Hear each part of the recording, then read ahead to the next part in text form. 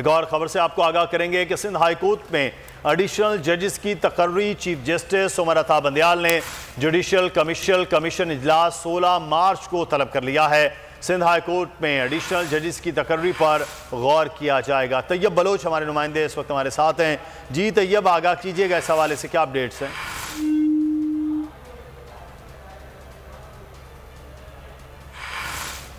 Tayyab Bloch से तफसीलात लेंगे, लेकिन आपको बताएं कि सिंध हाई कोर्ट में एडिशनल जजेस की तकर्री का मामला है और चीफ जस्टिस उमर अता बंदयाल ने इस हवाले से इजलास बुला लिया। जी तैयब, आगाह कीजिएगा इस हवाले से।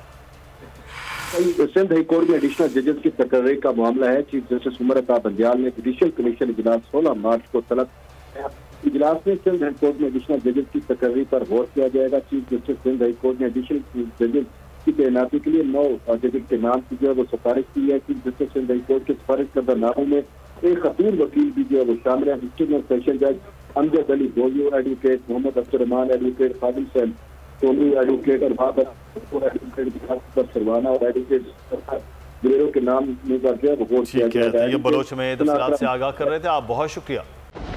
चली है रस्म के कोई न सर उठा के चले, हुकूमत का आजादी सहाफत पर वार, बोल के खिलाफ हुकूमत की इंतकामी कार्रवाइयों में शिद्दत आ गई। कोच चेयरमैन बोल शुएब शेख को बगैर किसी जुर्म के गिरफ्तार कर लिया गया। अदालती अहकामात की धज्जियां उड़ाते हुए कोच चेयरमैन बोल शुएब शेख को मुंह पर कपड़ा डालकर अदालत में लाया गया और हाथों में हथकड़ियां भी लगाई गई। इसी पर हुकूमत की इंतकाम की आग ठंडी न हुई। बिना किसी नोटिस और वारंट के इस्लामाबाद में उनके घर पर धावा बोलकर तोड़ फोड़ की गई और सारा सामान उठाकर बाहर फेंक दिया गया। ना कोई फिरौन झुका सका, ना कोई कारून खरीद सका। बोल की आवाम से अपील है कि वो हुकूमत के नोचे हथकंडों के खिलाफ बोल और कोच चेयरमैन बोल का इस मुश्किल वक्त में साथ दें। बोल आला अदलिया से इंसाफ का मुंतज़िर है।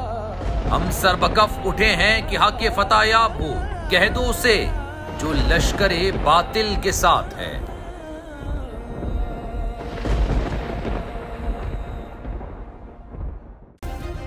सब्सक्राइब करें और बेल दबाएं ताकि कोई खबर रह न जाए।